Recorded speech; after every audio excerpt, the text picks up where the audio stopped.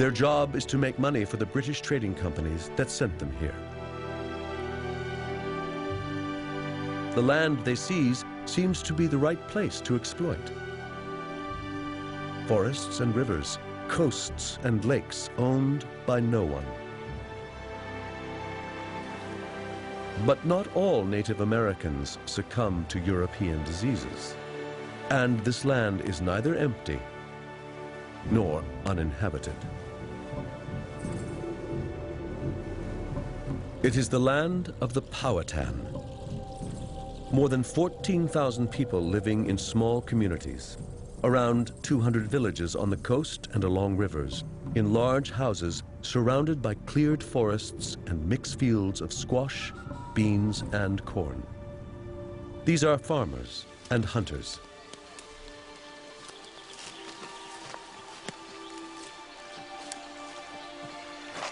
There is no gold, no silver that settlers dream of. Just the land and its people.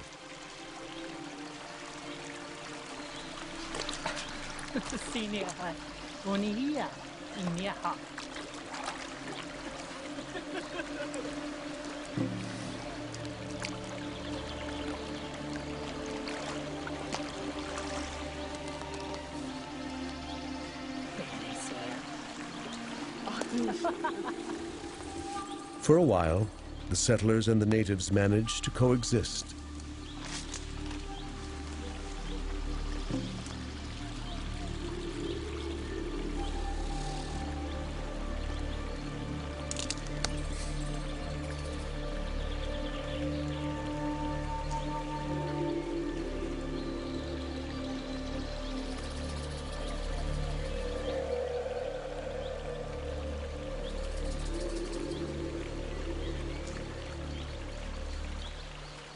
This land is rich with resources that Europe lacks.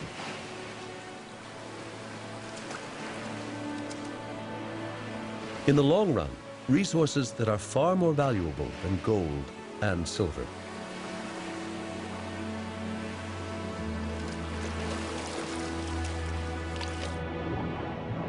And there's more than enough for everyone.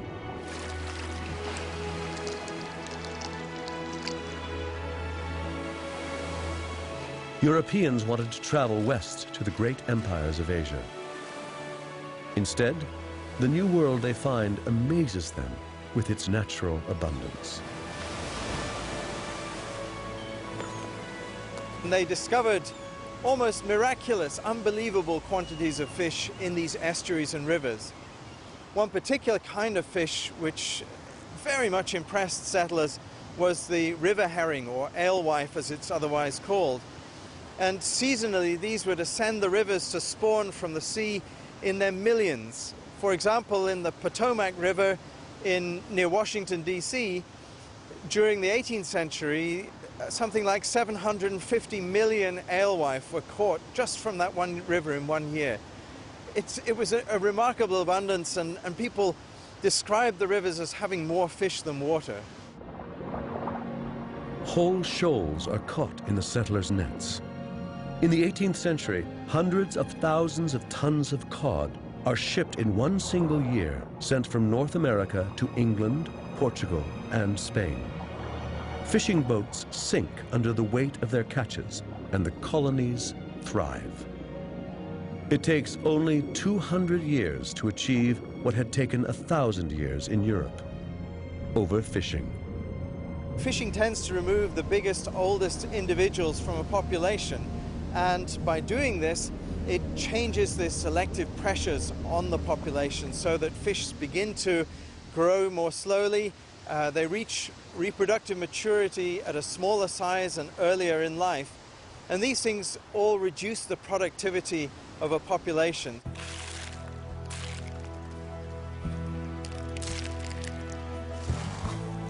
Fish are salted, packed, and sent home for money.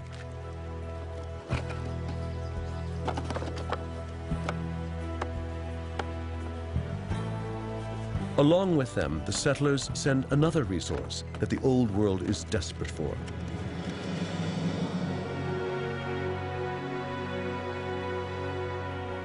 it is said that There are trees as far as the eye can see, such that a squirrel starting off at the Atlantic coast need never touch the ground till he got to Georgia. This is so different from the Europe they left behind. They have finally found a replacement for something that is disappearing at home, an infinite, accessible source of the raw material of the age.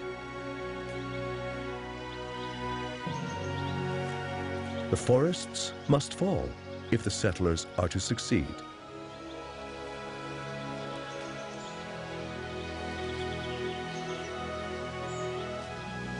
From now on, the trees are doomed. When the first settlers arrived in the New World, they found forests like they had never seen in Europe. Endless forests with huge trees. Penetrating into the heart of the land was also a war against the forest. The axe became the Yankee emblem. At the same time, forests were the great resource the land had to offer. You could make plenty of money exporting timber. In Europe, wood had become expensive, and so the greatest forest destruction in history now took place.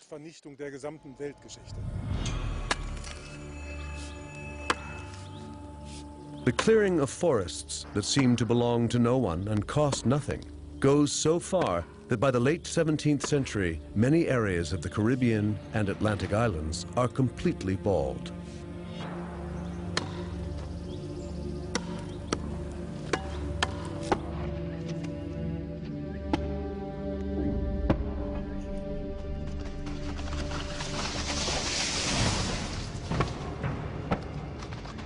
An incredible amount of wood is really squandered in this country for fuel. Day and night all winter, for nearly half a year in all rooms, a fire is kept going, observes a European traveler. Wood consumption in the forests of New England, just like in Europe, is out of control, for fuel, for building, and to clear agricultural land. The resources in this vast continent seem to be inexhaustible. But in time, fish stocks will dwindle in the Americas too. They create this new world in the image of the one they left.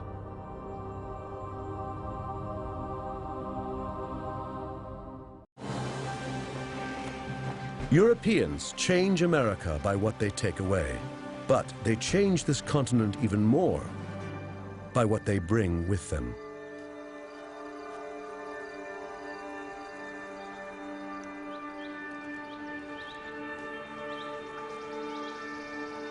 They come in search of their own land, something almost impossible to find in Europe. They come in search of religious freedom, in search of a better life. They believe they are responsible for their own success and happiness. For the first time, women settlers come too, and they bring a whole way of life with them.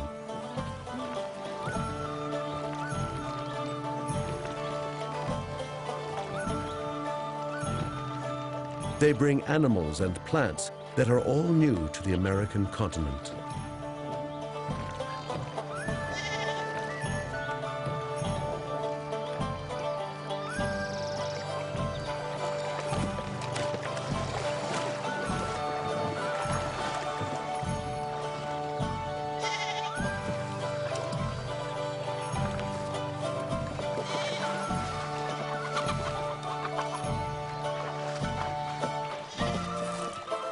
Livestock and grains from Europe will transform the New World and make it a true New England.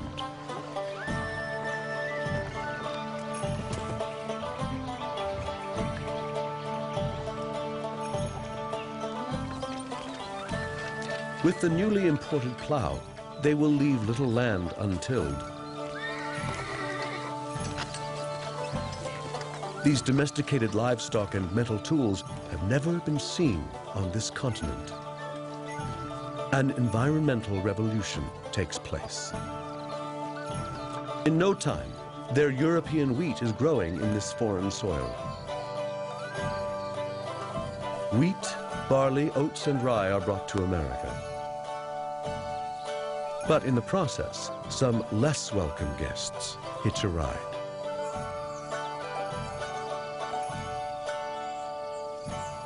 Europeans introduced crops such as wheat to the Americas, but in the bags of seed that they brought with them to the Americas, they also brought along seeds for weeds, dandelions, other kinds of weeds, and these are everywhere in the Americas now.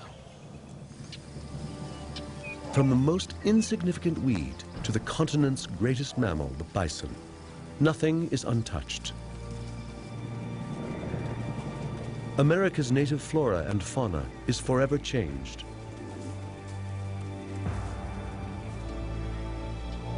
Where the bison once reigned, cattle soon roam. To the settlers' delight, their livestock multiplies more quickly here than it did in Europe. In a few hundred years, European cows eat away the American grass and trample the soil, deposit their excrement, and distribute the seeds of the weeds.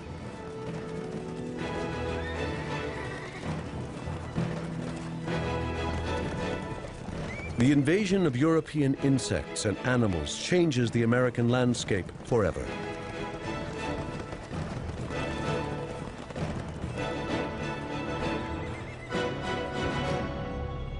Horses, pigs, sheep, goats, chickens, and huge herds of cattle take over North and South America.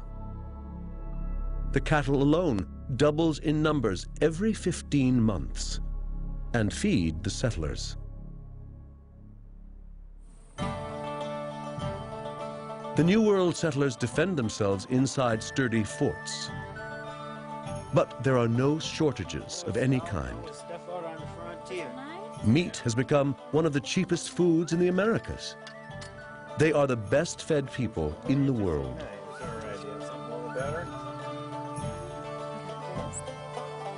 Boys, you're going to want a shot of rum. This is fresh rum from... Hides are in great demand in America as well as in Europe. And fur from the wild animals they shoot brings in a steady export income. Some, like the beaver, are hunted almost to extinction. Settlers are not forced to adapt to the landscape. They domesticate and dominate it. Most trees were cut down and turned into pasture and gardens where all kinds of vegetables and root crops that we know in England grow in profusion. They replace the trees they have cut down with their own trees. Europeans bring peaches, pears, and plums. They bring figs, olives, and bananas.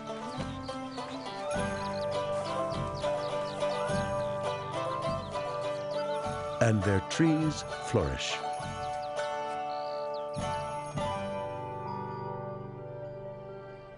They never know.